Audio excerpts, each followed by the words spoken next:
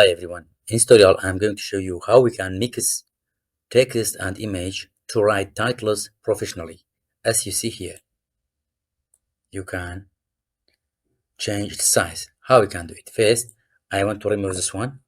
Let's start from insert text box. Okay, write fire.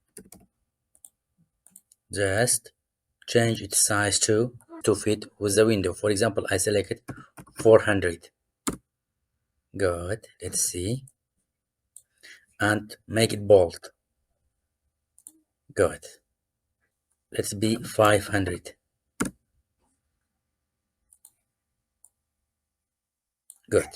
Now, from insert picture, online picture, search for fire. Which fire you selected, it depends on you.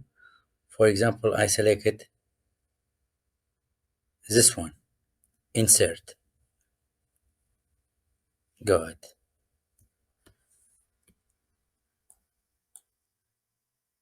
Let the image cover all the text, then Ctrl A to select both text and image.